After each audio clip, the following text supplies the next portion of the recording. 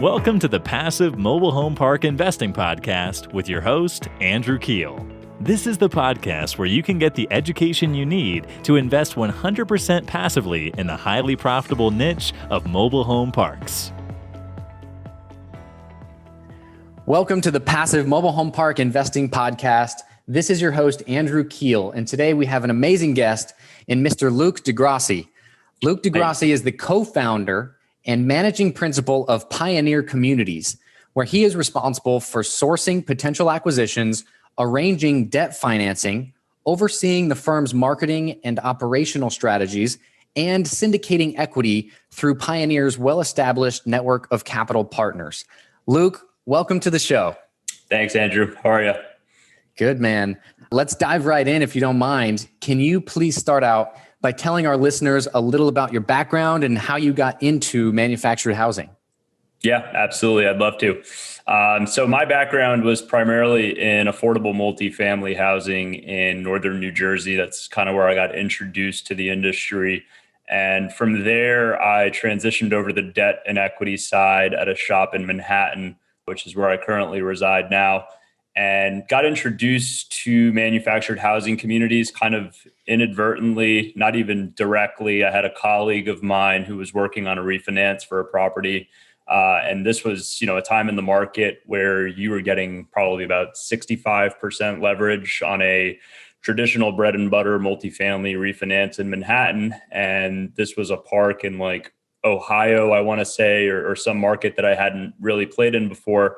And somehow the sponsor was able to get 80% leverage. And I was just kind of blown away that the banks were so willing to lend on an asset that I had never even heard of. And that was kind of where my ears perked up. And I was just like, all right, well, if the banks are lending on this and they're lending on a traditional multifamily building in Manhattan at 65% leverage, there's got to be something there. So I struck a friendship with my now business partner, Nick Hakim, and we kind of became friends. He worked at a private equity firm here in Manhattan, oversaw a portfolio of about 15, 16 buildings, and was kind of responsible for all things sourcing, management, turnaround, and then eventually dispositions. Him and I struck a friendship, and then about 2 years into that friendship, I left that company that I was at, and he left his company that he was at. We came together and we started looking at what we knew best, which was multifamily real estate. But given where we were in the market, given the cap rate compression that we were seeing around more traditional asset classes like multifamily, we eventually landed on manufactured housing communities. So we love manufactured housing communities for all the numerous reasons that most people do. But I would say that the main driver for us getting into that asset class was really timing.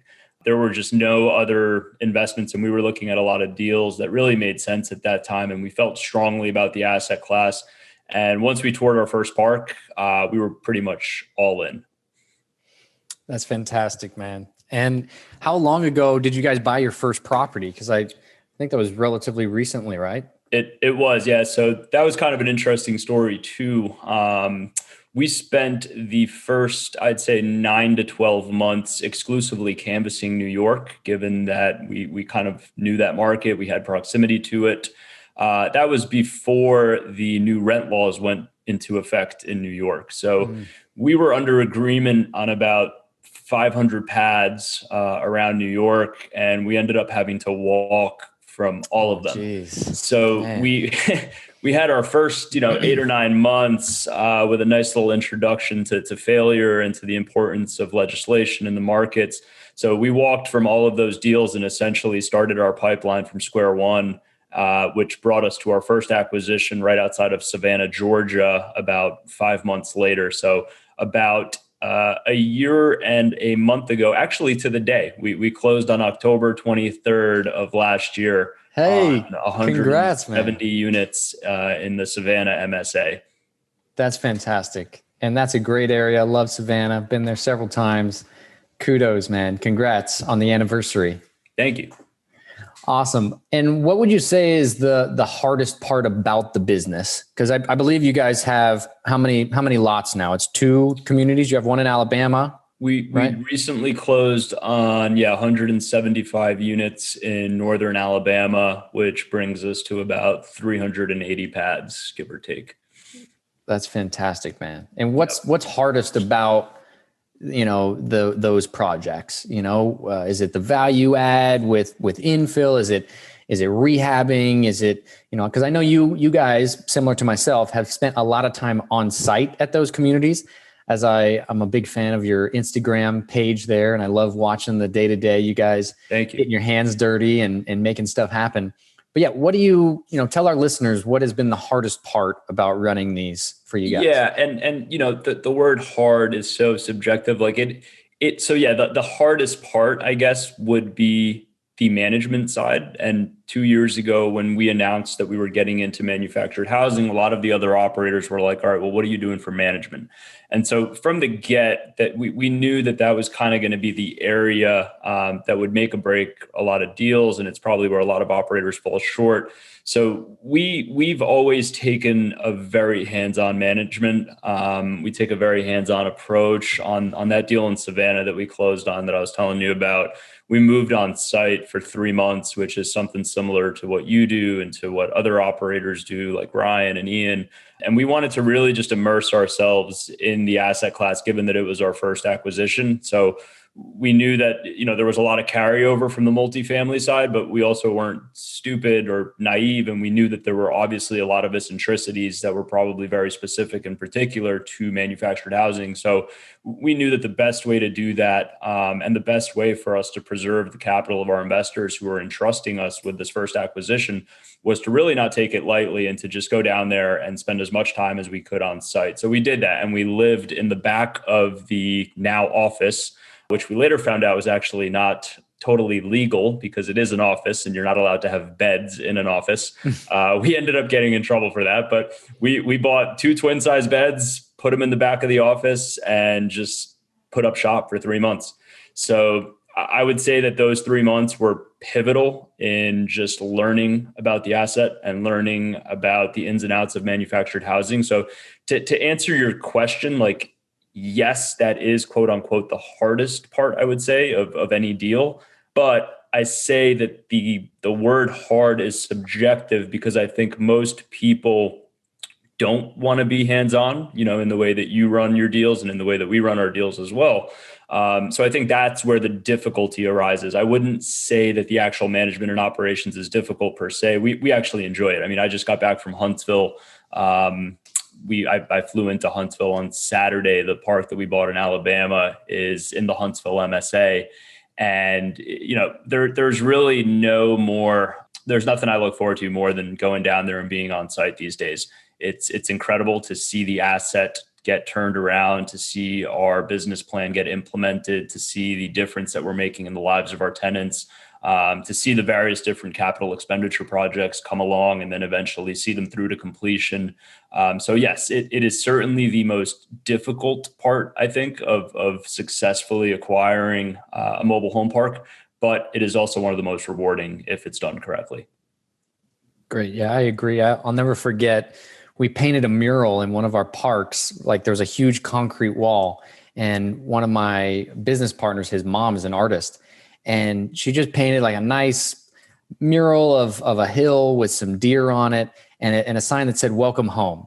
And I'll never forget, one of the residents came up and literally was crying because she said, "This place, I've lived here for 18 years, and 18 years I would come home from work and I would just hate where I drove home to. It just had nothing pretty about it. But now she comes home every day and she sees that mural and it just changes and puts a smile on her face." So things like that I know I've seen you guys have, done a lot of CapEx projects from your recent, I know that swimming pool I saw was like, I know did you guys tear it out? Is that what you did? Because I know it was full of dirt. Maybe you can elaborate on some of the different CapEx you've done in the 2 absolutely. acquisitions.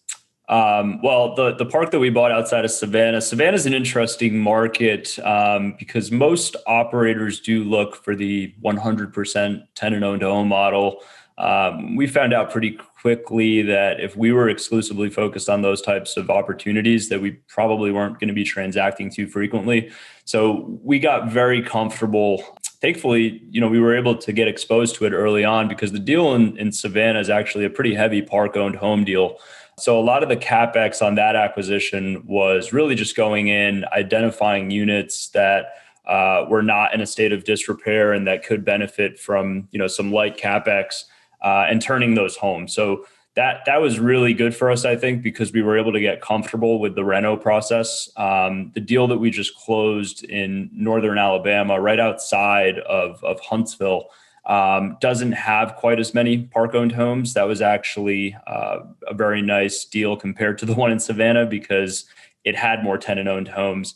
So what we've been doing there, like you just alluded to, this one was interesting because it did have this swimming pool that I guess the previous owner, he caught tenants like partying in it, and instead of shutting it down or just putting up a sign, he decided to literally fill it in with a bunch of rocks, and it was just a total mess when we acquired it. So we were kind of scratching our heads. We were like, what do we do with this? Do we open it back up? Do we put the pool back in the park?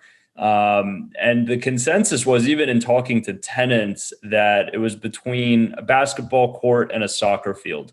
That was kind of what the kids thought that would, they would get the most use out of.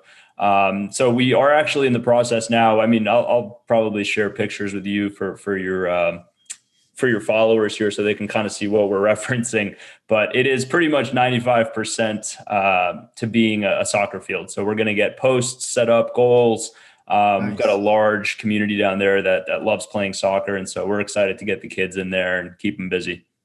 That's fantastic. I love that you guys do that and reinvest, and, I'm sure it'll add longevity to your tenant base because, they enjoy living there. Yeah, so absolutely. Luke, what is your business model? What's the ideal park look like? What type of parks do you target? It sounded like you prefer the tenant-owned home model, but you're okay with some park-owned homes. Can you elaborate, more on that? Yeah. We actually, I would say we love the park-owned home model. We got really good at it in Savannah, and we've turned, 20 or 25, 30 of those homes, and we've converted them over to LTOs. So we've gotten really good at understanding exactly what each home is going to require, getting comfortable with the market. And, if you buy a park that's 100% park-owned homes and the homes are in relatively good shape, and there's a market for tenant-owned homes, that's really all upside. So we don't mind deals where there are a large component of park-owned homes as long as those homes are in good shape.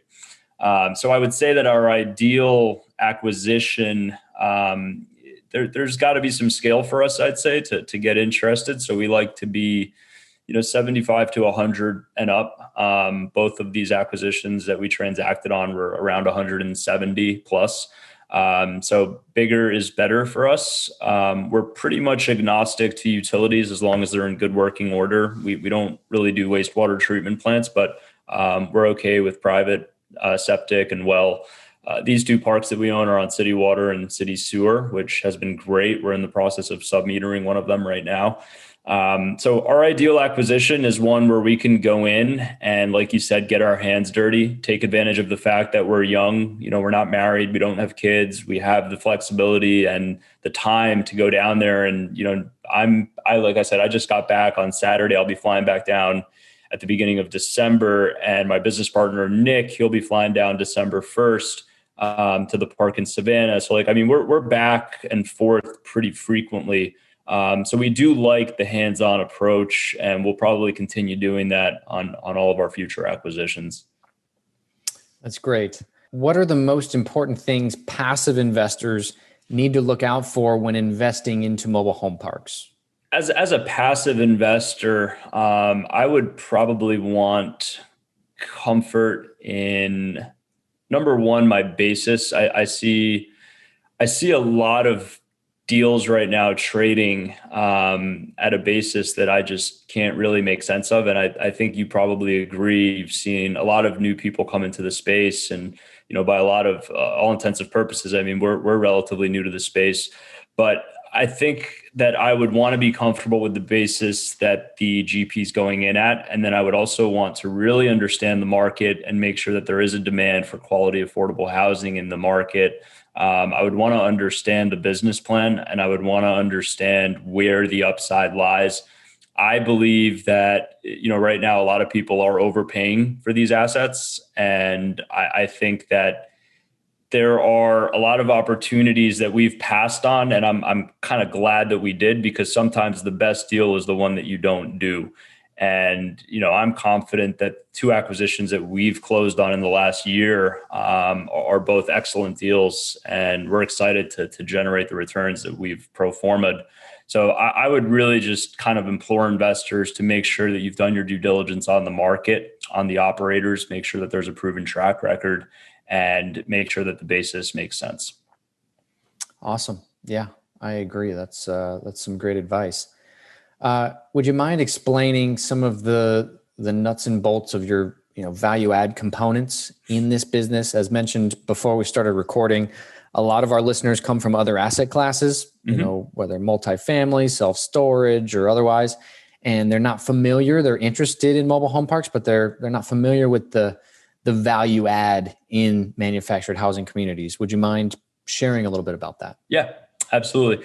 I mean, I can use, the park that we bought in Savannah as kind of a prime example, I would say, because a lot of these assets, are mom and pop owned, so they're privately owned, and it's usually individuals who don't necessarily have a background in real estate and don't really have access to the type of capital that is needed and required to turn around these assets. So, usually your typical story on ownership is like grandfather built it or acquired it, dad inherited it, and now you've got son and like 3 daughters who are operating it.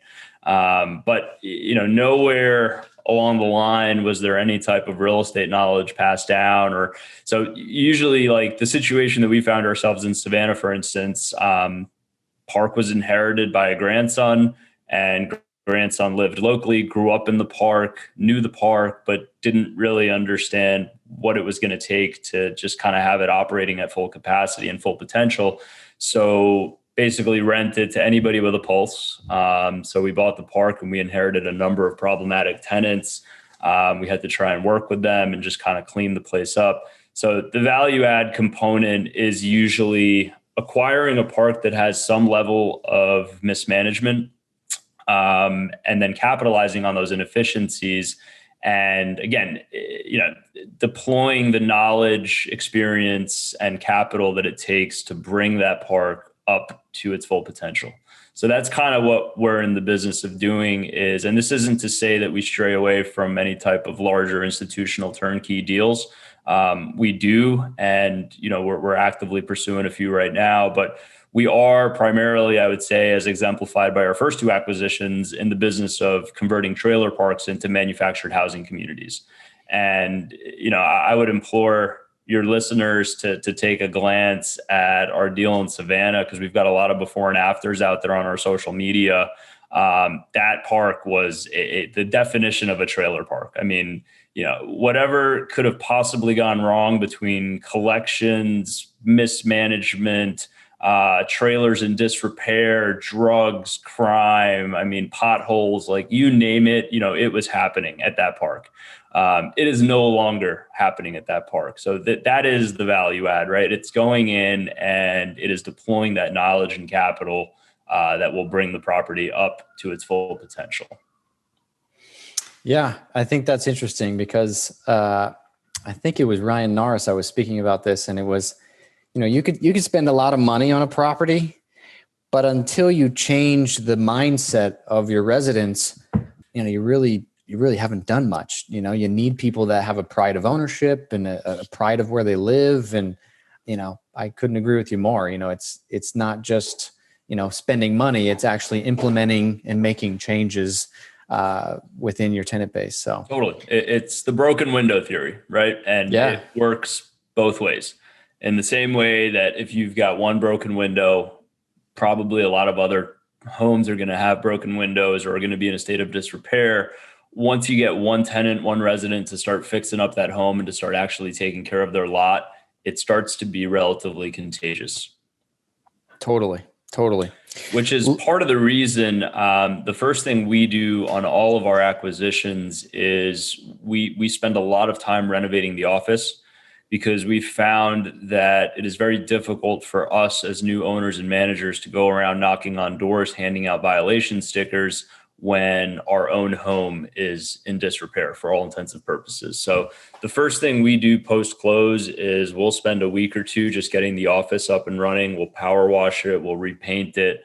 We'll clean out the interior. We'll get it nice and branded. We'll put up, the name of the community, et cetera, just so that when we do go around and, ask tenants to start taking care of their lots, we do have a nice baseline and example that we can point them to. Yeah, no, that's huge. I really like that. Do you guys bring in brand new homes, and do you use that office as like a sales, what is a dealer office as well? Okay. Yeah, we do. We've got, they're harder to come by these days with the cost of lumber going through the roof. But we did bring in a couple brand new homes in Savannah, and we're actually teeing up an order for about 5 new homes right now in Alabama. So our office essentially does serve as a leasing office, if you will. It's also our property manager's office. So we've got full-time community directors at both parks. One of them lives on site, and the other one we have not hired yet, but she lives locally in the market. So she's not far from the community. And that's essentially, where they can spend their days and where they can oversee the management and the operations of the park. Wonderful. Can you tell me about the park-owned home model? So you said you don't mind it. Mm-hmm. Like how many park-owned homes, do you keep? Do you plan on moving them all to lease options, or do you, plan to keep some of them as just straight rentals? So the majority of let me say something. We're not really in the rental business. We are in the land lease community business. So these homes, there might be a few, like for instance, if we get a prospective tenant who knocks on our door and says, "Hey, I'm looking for a 1-bed, 1-bath, and I need it like yesterday. Do you guys have anything available?" We'll spruce up a unit. We're not going to go and invest, $10,000 into turning it, but we'll spruce it up and we'll get it, up to code. And we'll be very candid with the prospective tenant and just be like, look, we don't typically rent, but we do have some units available. And what we'll usually do and instruct our community directors is if they have a good feel for a prospective tenant and they think that they'll make a good resident and they don't want to buy the home, and we feel that they will be a good tenant, then we'll certainly try to get them into a rental. But I would say that 90% of our business is generated from LTOs and converting existing park-owned homes over to tenant-owned homes, selling homes, bringing in new homes.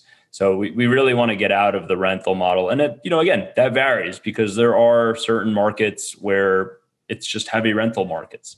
So, sure. You might have to have 2 maintenance managers instead of 1. But you can definitely make money there as well. Totally. Okay. So you have an on-site manager, and then you do have a full-time or part-time maintenance guy that helps. Yep. Okay. At our park in Georgia, we have a full-time community director, and then we have we've got 2 maintenance guys on site. Okay. Yeah. I'm sure that comes in handy because there's always something on those homes. It's nice to have a nice handyman around. Yeah, so exactly. With our previous interviews, when we interview operators, a lot of them have said that, the big, with value add infill projects have been one of the more difficult projects. How have you dealt with that? Have you found any tips that make it easier?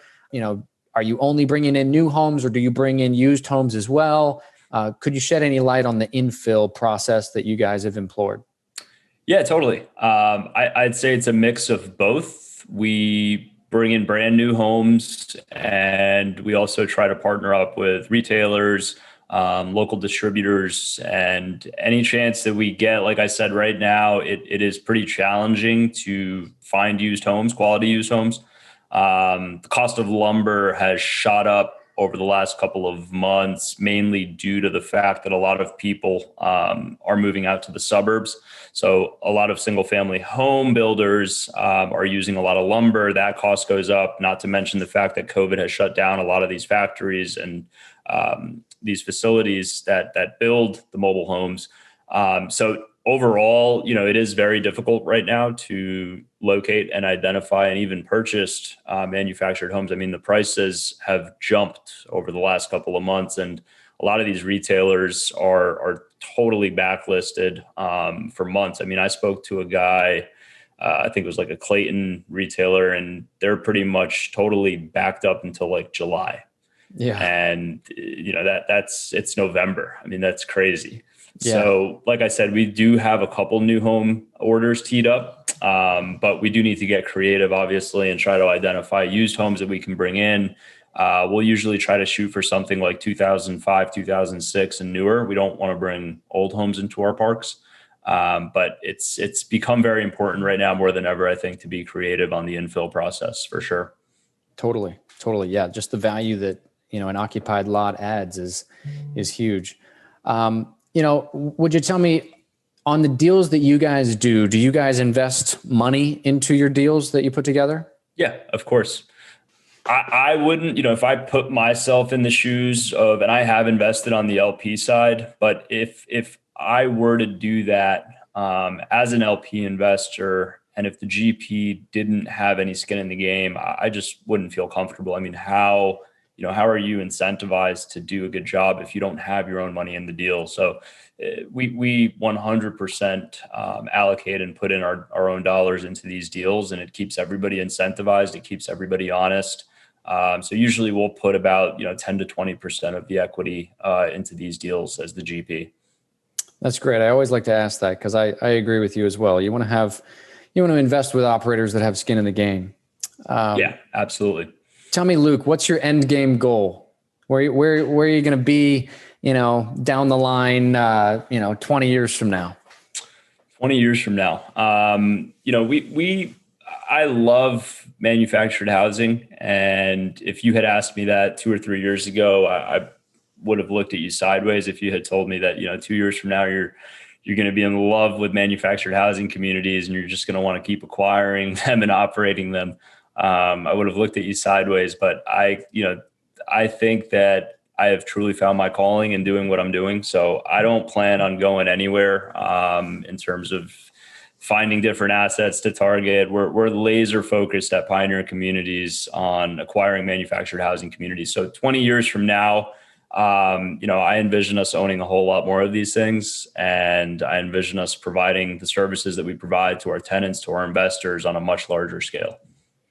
Fantastic, Luke. Is there anything else, maybe something that I didn't ask you that you think would be valuable for the listeners to know about you guys over at Pioneer Communities? No, I think you pretty much covered everything. Is there anything you think we left out? No, I think you added a lot of value. So, thank you for coming on the show. If any of our listeners want to get a hold of you, what is the best way for them to do so? We're pretty active. We've got a website that they could go to, which is just pioneercommunities.com. Communities is plural. They could also find us on social media. We're pretty active on Instagram, like you mentioned. So if you just do Pioneer Communities, the handle, so at Pioneer Communities, you could find us there. But your best bet would probably be reaching out to us directly from our website. All of our emails and cell phones are up there. Awesome. Well, thanks again for coming on the show, Luke. Really appreciate it. That's it for today's show. Thank you all so much for joining us. Thanks, guys. Thanks, Andrew. Hey, are you getting value out of this show? If so, would you mind please going over to iTunes and leaving the show a quick 5-star review? I have a goal of hitting over 100 5-star reviews by the end of 2021. and it would mean the absolute world to me if you could help contribute to that. Thanks ahead of time for making my day with your 5-star review of the show.